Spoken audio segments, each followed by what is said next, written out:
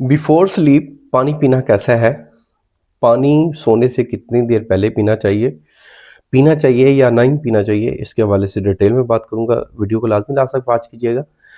देखिए, अगर आप सोने से 1 घंटा पहले पानी का 1 से 2 गिलास पानी पीते हैं, तो आप 8 या 10 घंटे की नींद करते हैं। आपकी नींद गहरी है और लॉन्ग है, 8 से 10 घंटे की है, तो डिहाइड्रेशन नहीं होगी। डिहाइड्रेशन जब होगी तो आपकी नींद जो है वो डिस्टर्ब होगी, आपकी आँख खुल जाएगी।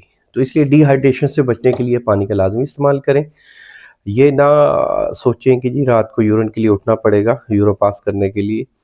अगर आपको रात को यूरिन पास करने के लिए उठना पड़ता है, तो फिर गौर करें, HbA1c टेस्ट करवाएँ, आपको शुगर हो सकती है या आपका ब्लैडर वीक हो सकता है। आप अपनी हिस्ट्री और रिपोर्ट्स के हमरा हमारे व्हाट्सएप पे ज़रूर रब्ता करें, आपकी मुकम्मल रहनुमाई की जाएगी। अल्लाह आपका हामी व नासिर हो। शुक्रिया, जज़ाकल्लाह। अल्लाह हाफ़िज़।